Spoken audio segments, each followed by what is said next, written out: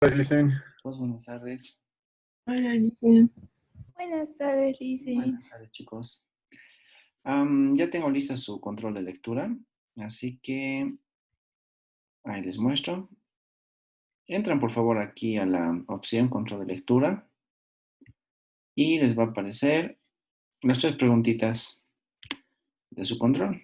¿Ya? Si quieren pueden responder directamente en la plataforma o también lo pueden responder en un documento Word y lo suben. ¿Listo? ¿Les parece media hora?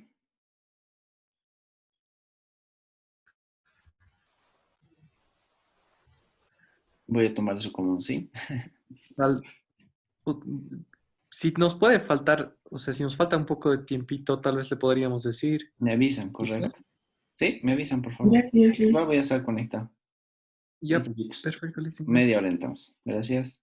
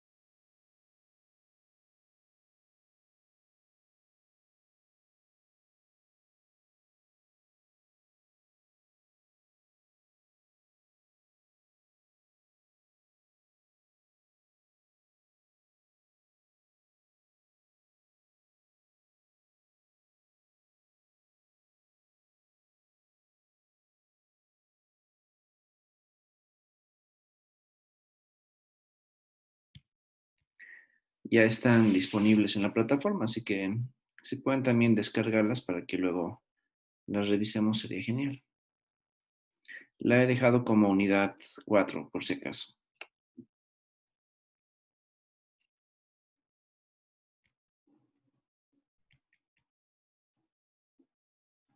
Aquí lo tiene, unidad 4.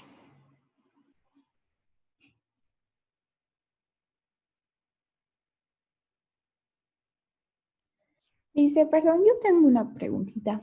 Dime, claro. Eh, ¿Qué fecha es el fin de módulo? El 2. El jueves, ¿no ve? Así es. Recuerdan, chicos, que hemos Gracias, comenzado un Lisa. día después de lo planificado. Hubo un día de tolerancia, de descanso y eso. Entonces, según el plan que está en la plataforma, pues recorremos un día todo. Y así ya sabemos que el jueves terminamos entonces, por si acaso. Por si, a ver, que creo que Santiago es el que nos dijo que un día más. Y claro, es que era un día más digamos, de receso para empezar este módulo. Ok, a ver, veamos. Ya.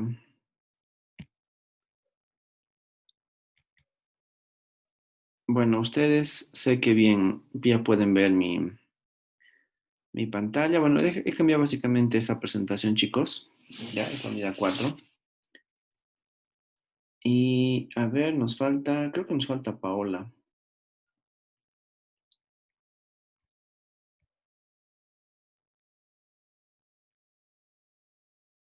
Santi, ¿le puedes avisar a Paola que ya vamos a comenzar, por favor? Sí, sí, Lisa, le aviso. Es que creo que está con problemas de su computadora. Sí, eso mismo me dijo. Y que tú le ibas a avisar cuando comencemos la clase. Por favor.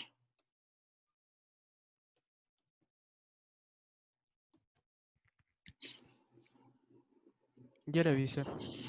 Ya, mil gracias. Bueno, mientras tanto, vean ahí este fondo bonito.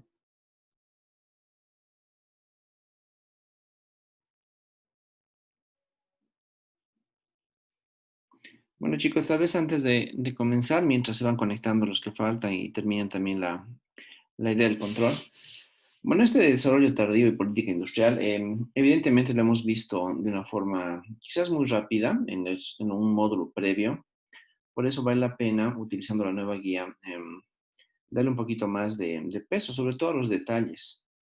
¿Ya? Entonces, de ahí es que me interesaba que ustedes puedan leer esta unidad, que era la unidad 7, ¿no? De la guía, y que básicamente es histórica. Entonces, así es como quisiera que la tomen, así es como lo vamos a asumir en esta unidad. Es básicamente un proceso histórico que nos da algunas lecciones bastante relevantes. Y claro, a diferencia del enfoque que pudimos ver en el módulo previo sobre justamente la parte de los países en desarrollo, o sea, el enfoque ahora ha cambiado ligeramente. Antes veíamos como un problema el hecho de ser subdesarrollados y de tratar de hablar sobre temas de pobreza, ¿no? Los estudios de desarrollo. Sin embargo, ahora con esta unidad, estoy seguro que han notado que lo que les interesa, sobre todo a los que han propuesto la unidad, es entender que el desarrollo de los países en general, ¿no? Eso que hemos visto como desarrollo internacional, evidentemente ha generado algunas discrepancias, ¿no? Entre que algunos países evidentemente pudieron desarrollarse de una forma más rápida y otros quizás no lo hicieron, pero buscaron algún tipo de alternativas para también desarrollarse. Y en esa búsqueda de alternativas, sobre todo los países denominados en vías de desarrollo, es que aparece justamente este criterio, ¿no? Del desarrollo tardío. Entonces, ese desarrollo tardío, pues, es como un subcapítulo del desarrollo internacional, porque sí o sí estamos hablando de cómo los países han empezado a desarrollar sus propias políticas locales y que han hecho además un montón de actividades para poder generar el respectivo incremento de su producción, la mejora tecnológica y demás, justo pensando en temas de desarrollo, ¿no? Entonces, aquí la idea no era tanto salir de la pobreza, sino la idea era llegar a generar acumulación o generar algún tipo de acumulación de riqueza, o también de alguna manera empezar a tener un norte, tal que ese norte sea justamente un nivel de desarrollo para los países, ¿ya? Esa es básicamente la idea de lo que queremos ver en esta unidad. A ver, esperando que ya estén por lo menos la mayoría. Sí, ya está Paola con nosotros. Entonces, avancemos con esta unidad. Y bueno, como corresponde, pues lo primero que tenemos que identificar es que aparece una definición de lo que es el desarrollo tardío.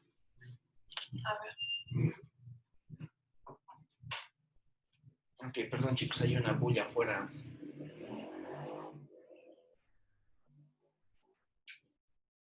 Bueno, sigue la bulla afuera. No se escucha, Alice, por si acaso. Sí, acabo de cerrar la ventana y la puerta. Justo para que no escuchen. Así que gracias. Ok, chicos. Bien, les decía, entonces cuando hablamos de desarrollo tardío, estamos sobre todo hablando de esto, ¿no? Los intentos que han aplicado los diversos países para justamente poder apostar y poder lograr el tema del crecimiento económico y también el desarrollo, ¿no? Básicamente, estamos identificando que casi todos los países, por no decir todos los que son denominados subdesarrollados, han hecho siempre algo, ¿no? Han estado preocupados por desarrollarse, porque evidentemente se veían rezagados respecto a los países ricos o los países que ya habrían sido denominados los desarrollados. Ese tipo de escenarios, ¿no? Que nos plantea sobre todo la teoría de la economía internacional del desarrollo, pues nos identifica que hay muchos elementos que debemos tomar en cuenta. Porque el desarrollo tardío evidentemente va a generar cambios en varios niveles. Por ejemplo, la propia sociedad se va a ver afectada con las políticas que se vayan a aplicar dentro de un país y además va a afectar no solamente, por ejemplo, a la parte productiva en general, sino inclusive también a las relaciones internacionales de comercio. Entonces, y eso es justamente uno de los principales puntos que vamos a identificar después inclusive de haber analizado esta teoría de la dependencia que la habíamos visto en la unidad anterior. Entonces, hablando de industrialización, pues para nosotros es básicamente un elemento muy ligado a tener, digamos, más empresas dentro de nuestro país, por ejemplo. Sin embargo, la teorización nos indica que cuando hablamos nosotros de los años 60, sobre todo, la industrialización hace referencia al crecimiento económico, o sea, lo utilizamos como un sinónimo, o también un desarrollo económico, o sea, en esos años quizás no había mucha distinción respecto al uso de la industrialización, porque se los tomaba como si fueran lo mismo. Sin embargo, ahora nosotros entendemos que ya casi 50 años después, evidentemente el término industrialización ya lo ligamos sobre todo a la capacidad de la producción industrial y no necesariamente lo estamos ligando al tema de desarrollo o crecimiento económico en general. Entonces, para nosotros, por ejemplo, ya sabemos que está muy ligado a este término, ¿no? Industrialización hace referencia a esa mejora de la producción industrial que tienen las empresas dentro de un país y que evidentemente están, por ejemplo, generando eso que muchos buscan, generar valor agregado. Entonces, ese puede ser justamente el punto de inicio para poder tocar justamente ese punto, ¿no? De la industrialización.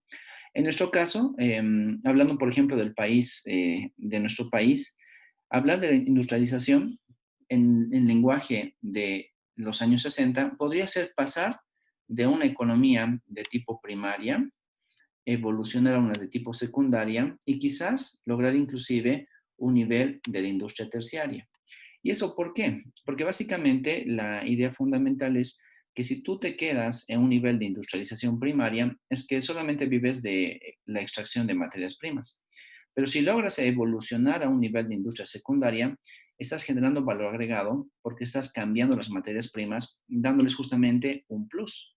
Pero aún así, hay una industria superior, que es la terciaria, pero superior en el sentido de que genera mayor riqueza.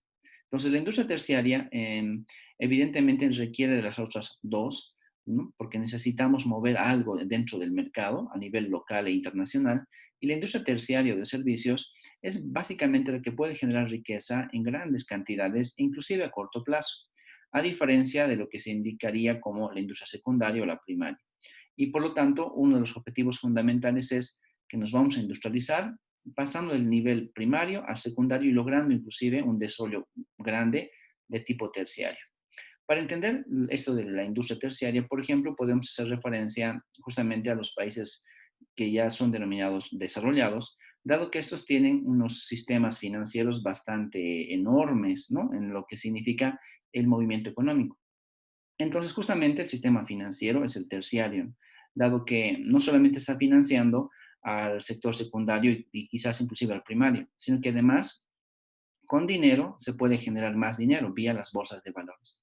Entonces, de eso se trata también el tema de la industrialización. Estamos buscando evolucionar de lo más básico quizás a lo más sofisticado. Este tipo de elementos, recuerden, siempre están buscando generar riqueza para los países, ¿no? Entonces, si solamente nos quedamos con una industrialización primaria, de hecho vamos a generar riqueza, pero esa va a ser muy lenta, quizás a largo plazo, y muchas veces condicionando nuestras propias materias primas. Si logramos la secundaria, está muy bien, pero necesitamos de la venta de los productos que estamos generando. Y muchas veces, quizás la secundaria también necesita de mucha inversión. Entonces, está de alguna forma condicionado.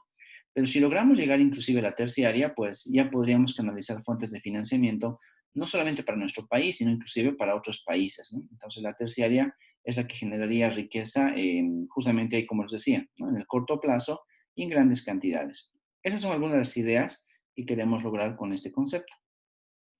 Y volviendo al tema de la historia, pues evidentemente nosotros nos damos cuenta que cuando estamos hablando del pensamiento económico en general de los siglos XIX y XX, pues evidentemente muchos de los pensadores, no solamente a nivel filosófico, sino también político, pensaban sobre todo en que la industrialización podía deberse a lo que era el libre comercio y también la inversión privada. Entonces, pensaban evidentemente que todo dependía del liberalismo. Y de alguna forma, a pesar de que existían otras corrientes del pensamiento económico, pues justamente el liberalismo fue el que mayor peso tuvo, ¿no? Finales del siglo XIX y XX, pues estamos hablando evidentemente de un gran dominio de la economía inglesa en el mundo y que evidentemente promulgaba por todos lados justamente la libertad del comercio y el libre comercio en general. Pero, sin embargo, ese tipo de escenarios, pues, tuvieron muchos problemas para poder justamente quedarse a largo plazo, ¿no? La industrialización, evidentemente, sí sirvió para muchos países ricos, ¿no? Sobre todo, les decía, el tema de Inglaterra y quizás muchos países europeos, de alguna forma también Estados Unidos, hacia finales del siglo XIX, principios del siglo XX, porque esos tenían quizás algunas condiciones, ¿no? Que eran muy diferentes a las condiciones de los países que no estaban industrializándose. Por ejemplo, estos países de los europeos, también digamos Norteamérica, ¿no? Por poner algo de Canadá también, pues evidentemente ellos tenían un gran flujo de inversiones, ¿no? Que habían desarrollado adecuadamente sus mercados de capitales, y eso les permitía, ¿no? Justamente tener dinero fresco en el corto plazo y con eso poder invertir en sus respectivos escenarios de tipo empresarial. Y ese tipo de escenarios pues no eran los mismos que se vivían en los países, digamos, los países menos desarrollados para finales del siglo XIX, principios del siglo XX, porque esos otros países de alguna forma todavía eran dependientes de los flujos de inversión y también tenían un gran problema respecto a que no tenían sus propios mercados financieros desarrollados. Entonces, los países en ese entonces ya identificados como pobres tenían ya carencias de ese libre mercado, ¿no?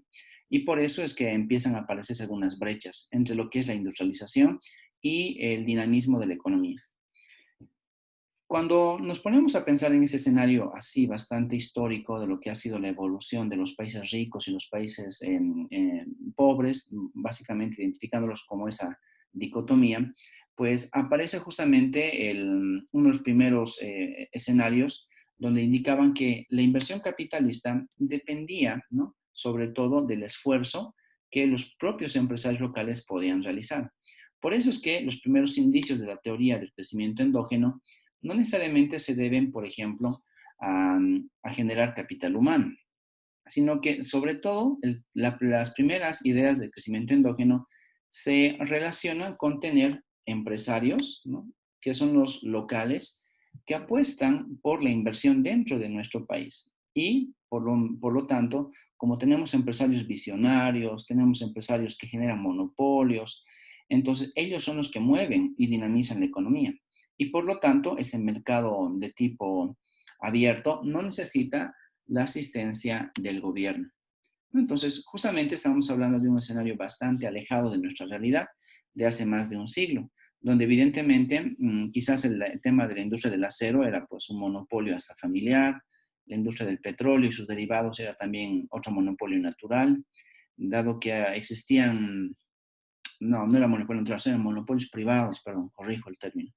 El tema del petróleo también era un monopolio familiar, ¿no?, un monopolio privado en el mundo. Y ese tipo de escenarios eran los identificados como crecimiento endógeno, porque se decía que la libertad del mercado permitía tener empresarios que solo dependían de sí mismos para provocar la industrialización y el respectivo crecimiento de los países. Sin embargo, a pesar de que los empresarios pues tenían esas virtudes de generar la industrialización por su propia cuenta, había todavía algún tipo de deficiencias, como por ejemplo las inversiones, dado que esas inversiones eran necesarias para justamente generar mayores ingresos y sobre todo la acumulación de capital. Entonces, el solamente hablar de empresarios en un crecimiento endógeno no era tan sostenible. Por lo tanto, se empezó a identificar que el libre mercado necesitaba sí o sí de algún tipo de incentivos. Y esos incentivos podían darlos, por ejemplo, tanto los gobiernos como también las propias, digamos, regulaciones a nivel internacional. Sin embargo, como estamos aquí a inicios del siglo XX, evidentemente la parte de los incentivos los daba principalmente el gobierno. ¿Y cómo? Pues básicamente garantizando la propiedad privada, de alguna manera protegiendo las inversiones extranjeras y atrayendo inversiones, de tal forma de que muchos capitales internacionales puedan fluir hacia estas grandes economías, ¿no? Sobre todo las economías del denominado primer mundo, hacia principios del siglo XX sobre todo. Entonces, este es el escenario en el cual se desarrolla la primera teorización sobre lo que sería el crecimiento endógeno, que como recordarán chicos, este es muy diferente al que nosotros hemos estudiado en algún momento cuando veíamos el crecimiento endógeno a partir de los años 70 en adelante, ¿no? Estamos hablando aquí de 50 años atrás. Y además, identificamos, por ejemplo, que ese tipo de desarrollo, modernización, necesitaba de alguna manera algún tipo de incentivos, ¿no?, donde ese incentivo podía ser, por ejemplo, un incentivo de tipo social, ¿no? Entonces, otra vez posicionándonos en los grandes capitalistas del siglo XX, estas personas que generaron los grandes cambios en los países más ricos, pues evidentemente tenían que generar algún tipo de efectos adicionales. Uno de esos tenía que ver, por ejemplo, con el propio tema social y ligado sobre todo a la urbanización. Ahora, ¿de qué se trata ese tema de la urbanización? Pues quizás es algo que igual nosotros lo hemos visto aquí en nuestra Cochabamba o también en cualquier parte de Bolivia ya en los últimos, digamos, 20 años. Pues en la medida en que los sectores industriales se empezaban a desarrollar, pues provocaban que la gente vaya migrando hacia esas zonas, ¿no?, justamente pensando en temas de trabajo. Y conforme se generaba mayor movimiento económico, pues evidentemente la industrialización atraía cada vez más y más gente y esa gente empezaba a generar ciudades, ¿no?, quizás en zonas donde antes no existían. O también donde ya teníamos ciudades con industrias, pues estas se volvían cada vez más grandes. Este tipo de fenómenos, pues evidentemente fueron quizás los primeros identificados como migración de campo a la ciudad. Entonces, cuando nosotros nos ponemos a pensar en Bolivia y recordamos lo que pasó en los últimos 30 años, pues hace unos 30, quizás inclusive 40 años ya, hace unos 40 años atrás, en el censo realizado en nuestro país, pues tranquilamente nos daba las cifras de que un 60% de la población boliviana vive en el área rural, y es un poquito más del 60%. Y un poco más del 30%, llegando al 40%, de la población vive en las ciudades capitales. Sin embargo, 3 décadas después, o un poquito más, esta tendencia ha cambiado, porque mucha gente ha dejado de trabajar de la tierra y ha decidido migrar hacia las ciudades, buscando sobre todo el tema de empleo, ¿no? La generación de sus propios ingresos, pero ligado, por ejemplo, a una empresa, una industria, alguna actividad en general. Ya no en el sector primario, sino pensando sobre todo en el sector secundario o mejor, en el sector terciario.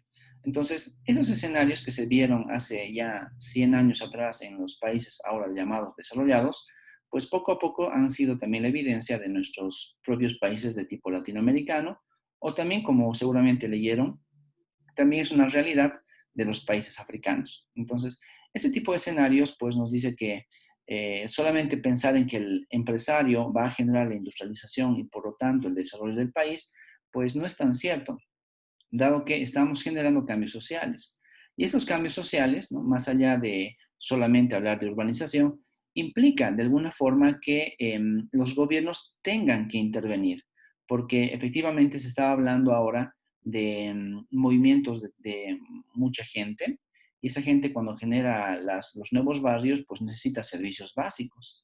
Y la instancia que provee esos servicios básicos, pues evidentemente es el gobierno. Entonces de ahí es que aparece la instancia del gobierno. Y ojo, seguimos hablando en este caso de un escenario netamente liberal, ¿no? Donde el empresario es el principal del juego, ¿no?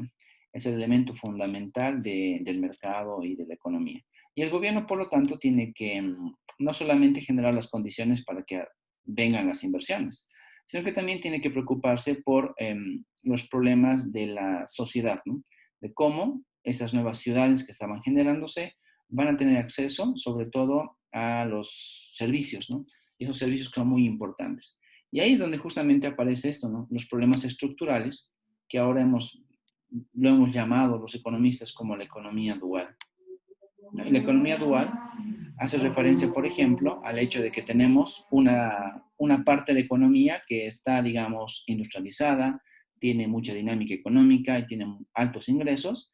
Y por otra parte, la otra cara de la moneda, tenemos a otra economía, digamos, la campesina, que está rezagada, no tiene mucho flujo de capital, sus ingresos son bajos y es un escenario que quizás no podemos cambiar porque es un problema estructural del país. Entonces, miren cómo la idea del desarrollo industrial de los países evidentemente empezó a generar este tipo de economía dual. Nosotros también hemos estudiado algo de la economía dual en el curso de Economía Internacional porque es un problema internacional, ¿no? Donde efectivamente los flujos financieros pueden estar, como la IED, por ejemplo, pueden estar llegando a sectores altamente rentables, pero eso está provocando solamente rentabilidad en una parte de la economía. Sin embargo, hay otras partes de la economía donde quizás ese tipo de elementos no llegan de la misma manera. Y ahí es donde aparece el problema de la economía dual. Chicos, ¿se acuerdan qué es la economía dual? ¿Algún ejemplo?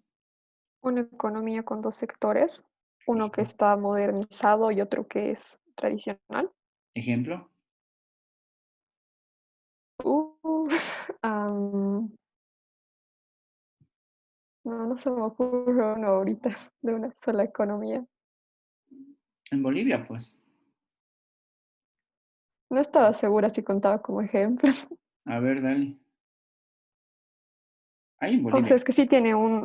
un sector agrícola, digamos, bastante fuerte, pero no estoy segura acerca del sector moderno, digamos, que sí ha habido más inversión, digamos, últimamente, pero creo que todavía está muy poco avanzado. O sea, sé que hay inversión, al menos aquí en Cochabamba, digamos, por la parte de tecnologías, o en Santa Cruz, digamos, que ya se está industrializando un poco más, como parque urbano, todas esas cosas, pero no estoy muy segura si cuenta Yo o creo si que va por sí. ese lado.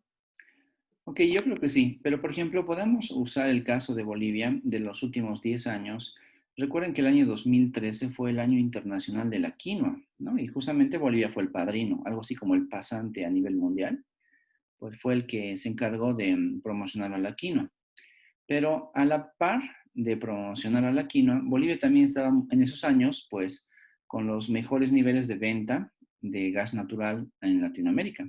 Y claro, además estaba identificado como la segunda potencia en producción gasífera de Latinoamérica, el año 2013 sobre todo. Y pues evidentemente ahí tenemos una economía de alguna forma dual, ¿no? Porque a pesar de que ambos sectores han sido pues promocionados por el gobierno, las inversiones solamente llegaron a ese sector hidrocarburífero, ¿no? Con inversiones de varias fuentes y para varios objetivos. En cambio, la producción de quinoa pues se quedó relegadísima. Pasamos de ser el país quizás con la mayor producción y productividad de producción de quinoa a ser quizás el tercero o el cuarto nivel mundial. Entonces, eso significa básicamente que tenemos ahí dos sectores, ¿no? Donde ambos quizás han sido promocionados a la par, pero solo uno de estos empezó a desarrollarse y tuvo, por ejemplo, grandes inversiones, tuvo desarrollo de capital físico, capital humano, actualmente se lo sigue financiando. En cambio, el otro se le hizo propaganda, pero luego dejaron a los campesinos de la zona altiplánica que sigan produciendo como sabían, ¿no? Sin mejoras tecnológicas, sin ningún tipo de inversiones adicionales. Y es más, mucho del producto de la quinoa fue llevado a otros países. Y claro, no sabemos si de forma clandestina, porque puede ser. Y se lo llevaron el producto y en otros lugares empezaron a producir la quinoa y ahora producen a niveles de productividad mayores que los nuestros, ¿no? Un rendimiento mucho mayor por hectárea que el de nuestro país. Y eso obviamente ha provocado que con el paso del tiempo los productores de quinoa se ven desincentivados en producir quinoa y muchos de ellos ya abandonan la producción de quinoa. Así que la quinoa ahora es pues un producto más, no se volvió el producto gourmet o estrella que queríamos y evidentemente se ha quedado como un producto inclusive, ¿no? Dentro del mercado local como un producto de segundo nivel, porque ¿quién consume quinoa ahora? Pues casi nadie, ¿no? Antes por lo menos parecía gourmet, pero ahora ni siquiera para platos gourmet lo utilizan. De alguna forma, si ponemos esos dos sectores como que tuvieron un mismo punto de partida en el año 2013, pues uno de ellos tuvo el mayor impulso de inversiones extranjeras y nacionales también, y el otro simplemente se quedó relegado, ¿no? Y ahí aparece otra vez el tema, ¿no? De la economía dual. Un sector muy próspero y otro sector, pues lo contrario, ¿no? Más bien un sector inclusive hasta obsoleto, podríamos decir. Entonces hay muchos ejemplos que lo importante es identificar el contexto para poder presentar el escenario. Evidentemente, en este texto nos comenta que la economía dual hace referencia a un sector manufacturero versus un sector campesino, donde el sector campesino pues es de baja productividad y bajos ingresos, y el sector manufacturero es todo lo contrario, tiene altos ingresos, alta productividad, grandes mercados, o sea, un gran volumen de dinero que se está movilizando, ¿no? Pero ojo con eso, ¿no? Lo importante es que identifiquen el contexto para hacer referencia a la economía dual. Y esos escenarios, por lo tanto, chicos, ¿no? A nivel histórico otra vez nos dice que la economía ha ido evolucionando de tal forma de que ya empezamos a identificar problemas dentro de este aparato liberal, donde lo liberal quizás funcionaba, pero empezó a tener fallas. Y esas fallas tenían que ser atendidas por el gobierno, por lo menos desde el punto de vista de lo social. Sin embargo, este punto de vista social quizás no era el definitivo. Necesitábamos de algunos pasos adicionales. Teníamos que evolucionar en algo más. Y es ahí donde nos dice que quizás la responsabilidad del empresariado en sí no era solamente de ellos. O sea, no solamente por ser empresario y tener tu empresa en un mercado así liberal, podías generar el proceso de industrialización, o también no solamente por ser un monopolio muy pujante a nivel mundial, podías provocar la industrialización de tu país. Pues la empresa se volvía muy rica, el empresario se volvía muy rico, pero ¿qué pasaba con el resto? Pues simplemente se podían generar ahí cada vez mayores profundizaciones de la economía dual.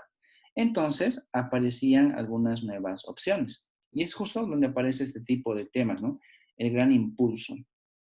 Y este impulso justamente nos indica que es una forma de entender a los procesos de industrialización de los diversos países, dado que ahora nos decía que los gobiernos no solamente van a estar para regular, sino que los gobiernos también tendrían que invertir en los procesos de industrialización. Entonces, este Big Punch, el gran impulso, implica justamente eso, ¿no? Que el Estado ya básicamente ayude en lo que es la industrialización.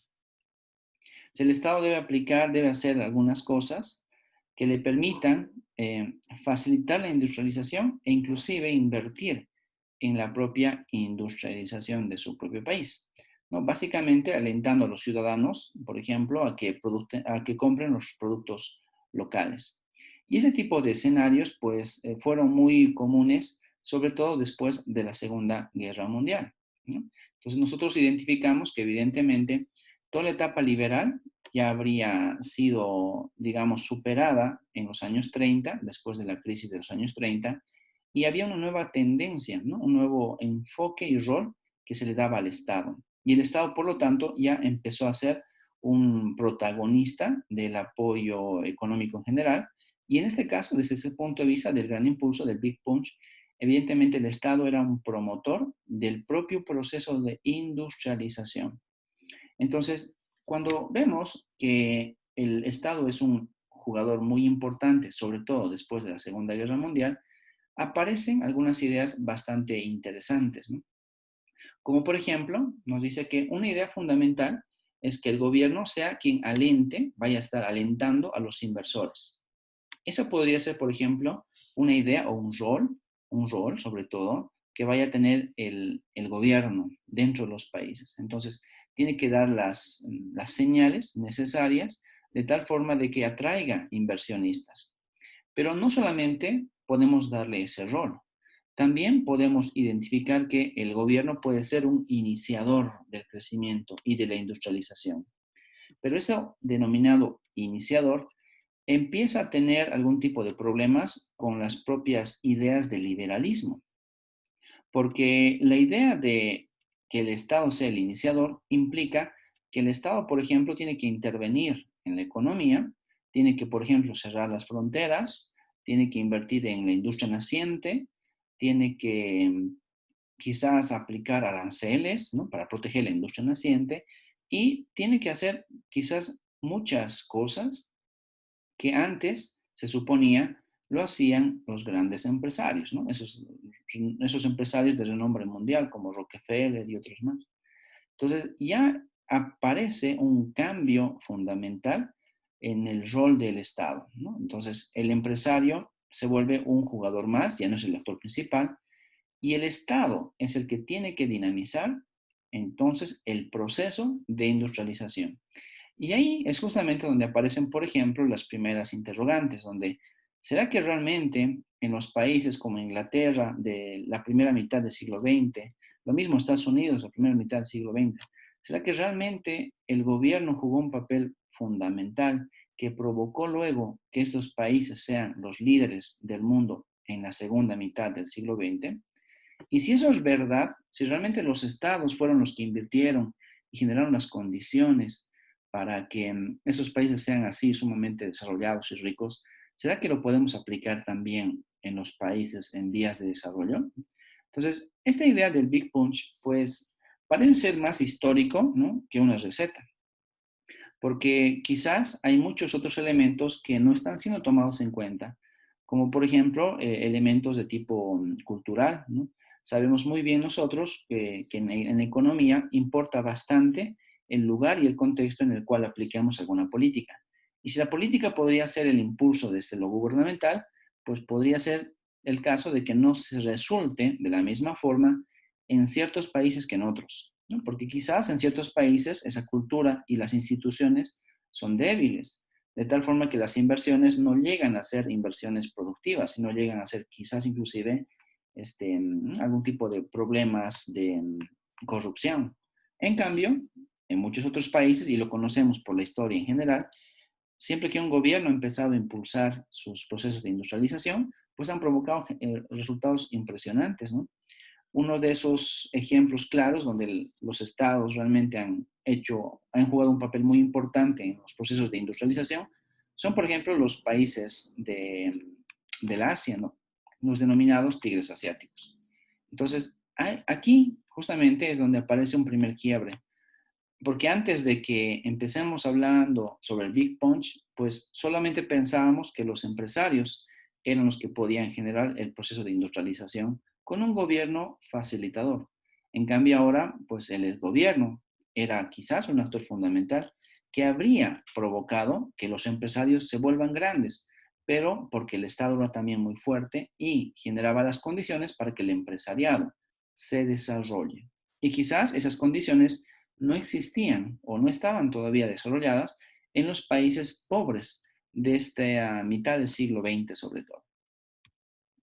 La idea, ¿no? Básicamente del Big Punch, pues provocó sobre todo la idea de que las inversiones eran muy interesantes, pero esas inversiones solamente llegaban a ciertas zonas. Entonces, hablar de que el gobierno tiene que hacer algo para que las inversiones lleguen a la mayor cantidad de zonas posibles o de sectores económicos posibles, pues realmente es una tarea muy grande, dado que normalmente eso es lo que pasaba, ¿no? Las inversiones solamente se ubicaban en ciertas zonas. Normalmente estas zonas, pues me refiero no solamente a la parte económica como al producto, sino también en ciertas zonas, sobre todo a nivel geográfico. Estas inversiones eran bastante selectivas y un problema del gobierno que tenía que mediar porque debería generar las condiciones para que la inversión se masifique, pues era justamente buscar una solución a esto, una diversificación de ubicaciones. Lastimosamente, como las inversiones evidentemente responden a capitales e intereses privados que son óptimos y maximizadores, pues no están en la misma línea que las ideas del gobierno, ¿no? Porque a un gobierno normalmente le va a interesar el apoyar a todo el país, ¿no? O por lo menos hacerlo de forma gradual. En cambio, las inversiones son bastante puntuales y si es que las condiciones no son dadas, pues las inversiones no llegan. Ese tipo de problemas, pues, de alguna manera, tuvieron que buscar algún tipo de solución. Y entre algunas de las ideas de solución, pues, aparecían sobre todo la idea de generar zonas de interés industrial. En algún momento del tiempo, por más o menos por los años 60, empezaron a generarse grandes zonas industriales en diversos países, sobre todo en los países en vías de desarrollo. Por ejemplo, en nuestro país está muy de moda, ha estado muy de moda en los años 60 hablar sobre esas zonas industriales, donde el gobierno sentaba las bases, inclusive daba hasta temas de financiamiento y de flexibilidad impositiva para que los empresarios y las inversiones puedan llegar. Y esas zonas pues eran justamente los parques industriales. Y los parques industriales, si bien no eran tan llamativos en nuestro país como en otros lugares, pues sí formaban parte de la estrategia del gobierno. Y con eso podíamos no solamente fomentar la diversificación de inversiones, sino que también podíamos fomentar el propio interés o impulso del empresariado local. Entonces, ese tipo de escenarios eran muy comunes en los años 60 y que además estaban acordes a lo que se denominaban las zonas de libre comercio. Las zonas de libre comercio y distritos industriales eran quizás las alternativas más viables para los gobiernos en esos años. Bolivia, pues no tengo el dato, o sea, no hay referencias de que Bolivia haya firmado algún tratado de libre comercio en los años 60, y peor en el futuro porque básicamente no lo hizo, pero sí hay muchos datos sobre los distritos industriales. En el caso de Cochabamba, por ejemplo, tenemos ya, así con una vida de 40 años por lo menos, el parque industrial denominado Santibáñez, donde efectivamente hay una gran inversión gubernamental, la cual estaba pensada sobre todo para poder dar las condiciones a los empresarios para que puedan situarse en una misma zona y esa zona, que está ligeramente alejada de la ciudad de Cochabamba, pues puede ser un lugar industrial donde se tengan carreteras amplias, ¿no? Y por lo tanto los camiones puedan llegar libremente, se tenga un acceso directo desde el aeropuerto, de tal forma de que el comercio de entrada y salida también pueda ser fluido y de alguna manera sean espacios lo suficientemente amplios para no solamente tener empresas, ¿no?, situadas en un mismo clúster, sino también que esa situación geográfica sea afín para una migración, ¿no?, una migración de trabajadores y sus familias. Entonces, hace 40 años ya se vivió ese sueño, por lo menos en Cochabamba. Sin embargo, muy poco se ha avanzado. Lo mismo pasa, yo sé, en La Paz, ¿no? Sobre todo en La Paz, ahí tenían su parque industrial que creo que nunca funcionó. Y el único que funciona en la actualidad es el parque industrial en Santa Cruz, pero no es el parque, digamos, apoyado o auspiciado por entidades gubernamentales, sino que es un parque privado, ¿no?, donde los empresarios fueron los que se interesaron en generar el distrito industrial, y se llama el Distrito Industrial Latinoamericano además, y pues evidentemente es un escenario privado. Entonces, había que buscarle un rol al gobierno para que éste pueda impulsar los procesos de industrialización. Y este fue quizás el primer paso. Pero ojo, no fue el único paso, ¿no? Evidentemente hubieron muchos otros pasos más. En breve vamos a revisar el tema de que esos distritos industriales, sobre todo, empezaron a impulsar lo que es la política de sustitución de importaciones. Pues si realmente voy a sustituir las importaciones de los productos que yo puedo producir, mejor si le doy condiciones a los empresarios en estos distritos industriales. Y eso fue lo siguiente que sucedió, ¿no?, después de haber generado ese tipo de políticas industriales en los países. Pero, ojo, que en este caso estamos hablando de distritos industriales a nivel global, no solamente en Latinoamérica. Lo que les comento yo es un caso, pero que se ha aplicado en Bolivia, porque evidentemente Bolivia también siguió ese tipo de escenarios. En otros países del mundo, igual, se han aplicado muchos tipos de distritos industriales. Algunos de los más llamativos, pues, se quedaron, por ejemplo, en la Argentina, en el Brasil y sobre todo en México. En México fue tal el interés de estos distritos industriales que inclusive asumieron nombres específicos, ¿no?, como las maquilas. Las famosas maquilas que entre los años 80 y 90, sobre todo, atraían a una gran cantidad de empleados, ¿no?, de diversos estados dentro de México, y que se iban sobre todo a la frontera donde estaban las maquilas. Entonces, muchas empresas estadounidenses se trasladaban a la frontera con México, algunos situaban sus empresas dentro de México, pero esas empresas solamente se dedicaban a hacer manufacturas con mano de obra barata, ¿no?, las maquilas, donde el interés era sobre todo aprovechar esta reducción de costos. Y luego, pues repatriaban su manufactura y seguían produciendo. Entonces, los distritos industriales evidentemente tuvieron varios tipos de evolución, ¿no?, algunos de los más llamativos son básicamente esos, ¿no? En Brasil se desarrolló bastante bien el tema de la producción de vehículos. En México, la manufactura que se debía sobre todo a la ropa, la producción de ropa, con las maquilas mexicanas.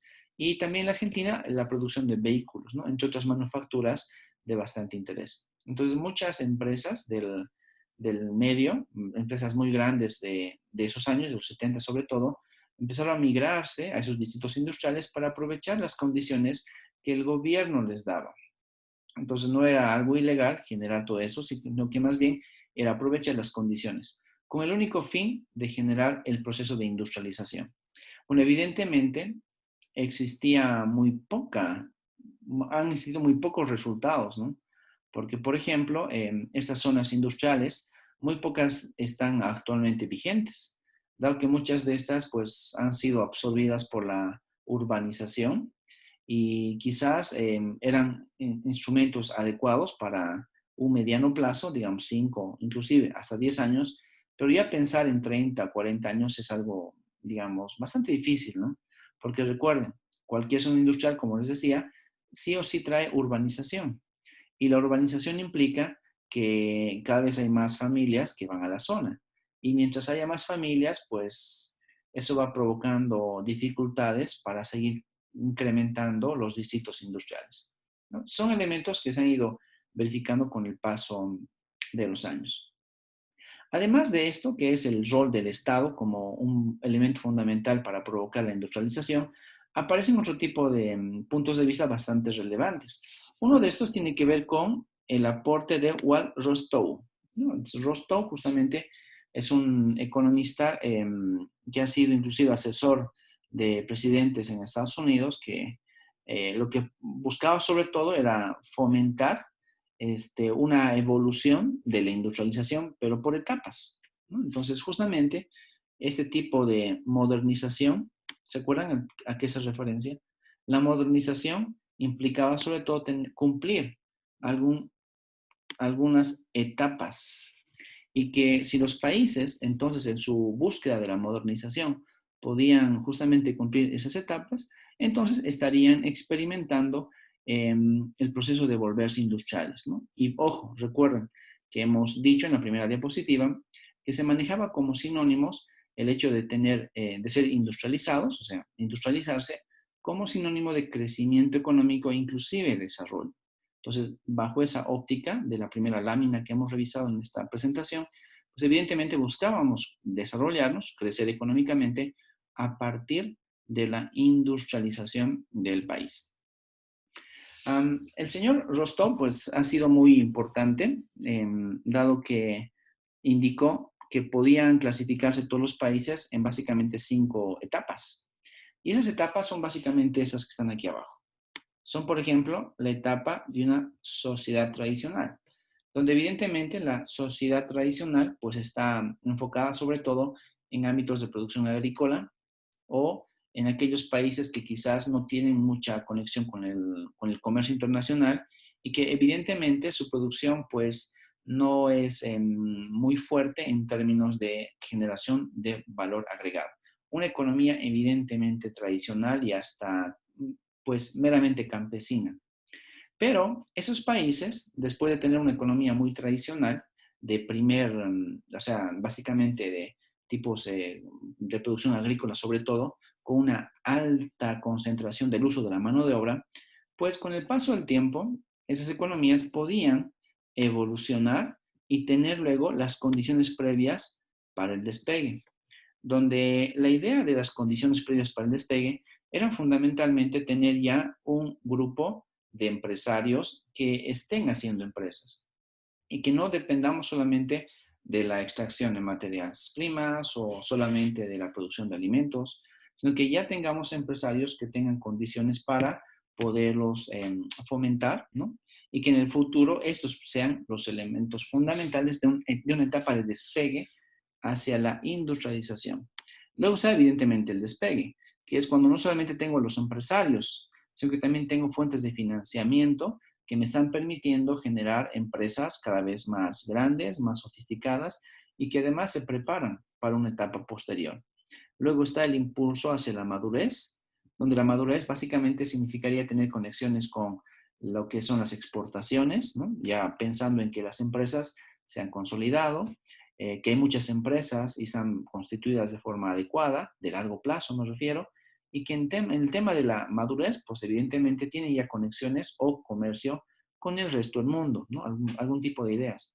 Y finalmente vemos que la última etapa sería el consumo masivo, donde las empresas ya no solamente se diferencian por los productos que tienen, sino que ahora ya producen de forma masiva.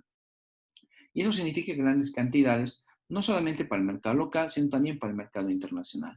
Y esto es lo que Rostov, ¿no?, básicamente proponía para su propio país, Estados Unidos, en los años 60, y además lo identificaba como una de las ideas fundamentales para inclusive luchar contra el comunismo, ¿no? Entonces, entre las ideas de Rostov, y justamente pensando ahí que en los 60 se dio la guerra de Vietnam, pues entre las políticas que este economista planteaba eran que se tenía que pelear contra el comunismo, sobre todo facilitando a los países en conflicto para que estos pasen de ser sociedades tradicionales, ¿no?, porque evidentemente eran países agrícolas, Vietnam y el Vietcong, y luego puedan, con la ayuda de Estados Unidos, generar las condiciones para generar un empresariado local.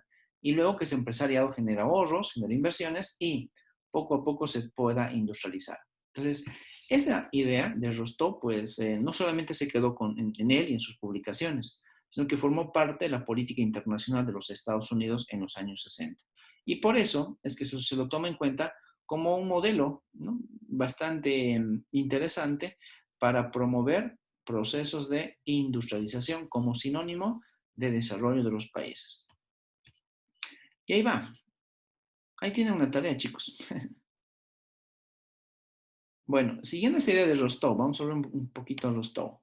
Bueno, evidentemente Rostov nos pone aquí esas cinco etapas, 5 categorías, ¿no? Una sociedad tradicional, donde evidentemente es casi una economía meramente de campo, productora de alimentos y nada más. Una economía con condiciones previas al despegue, o sea, que ya tiene empresarios identificados, por lo menos, hace empresa, aunque sea a pequeña escala. El despegue cuando ya las empresas ya tienen líderes y esos líderes provocan ideas de que la empresa va a poder crecer con el paso del tiempo y además hay ahorros para poder fomentar la inversión. El impulso hacia la madurez cuando las empresas empiezan a conectar con el resto del mundo y evidentemente tienen conexiones de largo plazo con exportaciones e importaciones. Y para finalizar, el consumo masivo, ¿no? Donde ya te posicionas como empresa y como país y puedes vender tu producto en cualquier parte del mundo. Bajo esta idea de Rostov, aparece la actividad 1 para ustedes. Dice, siguiendo a Rostov y su enfoque de las etapas de crecimiento económico, la pregunta es, ¿en cuál etapa considera que se encuentra Bolivia? ¿Ya? Y lo que les pido es que ustedes justifiquen. Y además, suponiendo que Bolivia se encuentra en alguna de las 5 etapas de Rostov, ¿cuál fue el papel del gobierno sobre esta industrialización? Recuerden que las etapas de Rostov son para la industrialización. O sea, entonces, ¿cuál fue el papel del gobierno en haber logrado esta etapa? La que ustedes digan. Si estamos en la 1, pues dicen qué papel jugó el gobierno. Si estamos en la 5, pues qué papel jugó el gobierno también. Y finalmente, viendo la parte retrospectiva es cuál fue el papel del gobierno. Ahora, viendo la parte prospectiva, ¿hasta qué punto el gobierno nacional impulsa actualmente una política industrial? ¿Ya? Entonces, esta pregunta, la del medio, es del pasado. Nos vamos hacia atrás. ¿Cuál fue? Y esto es del presente. ¿Cómo es ahora? ¿Ya? Y esa es la actividad 1, chicos. Que necesito que la respondan en el foro. ¿Preguntas?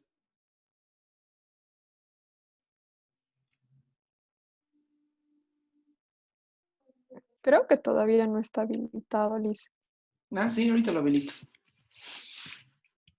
Bueno, el foro sí está. Lo que no está es el tópico, ¿no?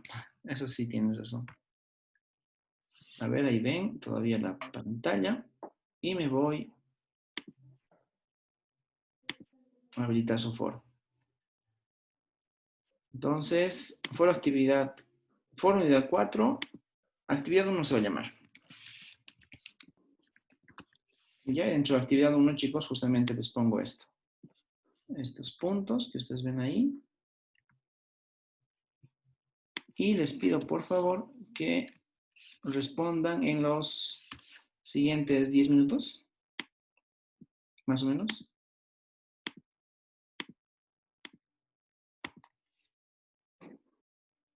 Y está en el foro.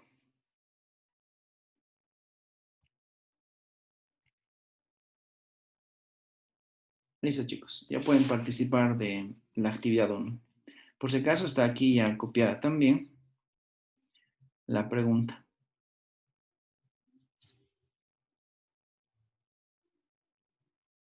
¿10 minutos?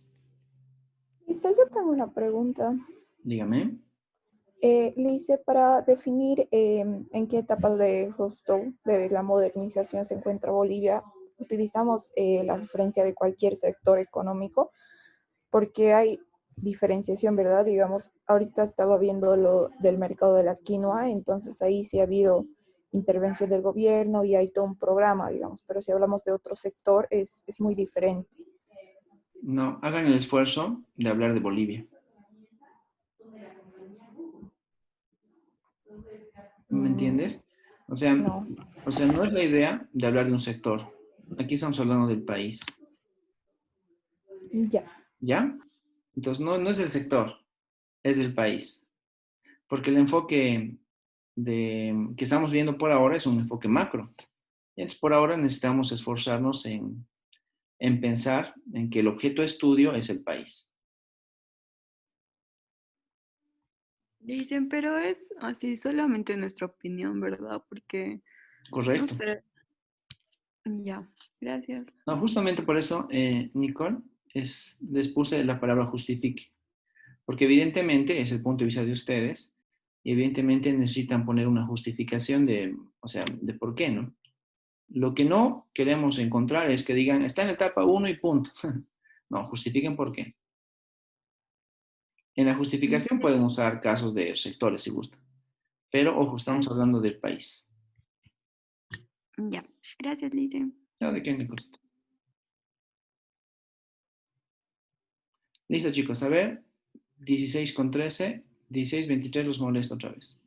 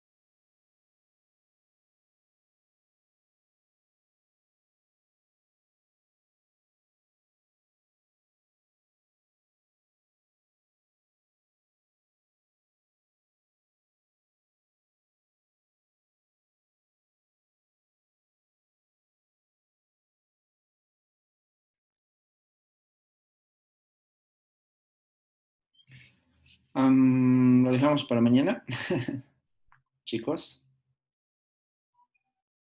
Creo que sí, Lisa. Sí, Creo que sí, Lice. se ha pasado la hora. Mañana revisamos los primeros 10 minutitos, chicos. ¿Está bien? Está bien, Gracias, Lice. Lice. Gracias. Listo, nos vemos mañana por este medio. Que estén bien. Está listo, Chao, Lice. Gracias, hasta gracias. mañana. Chao, chicos. Gracias, Lice. Nos vemos. Chao, chao.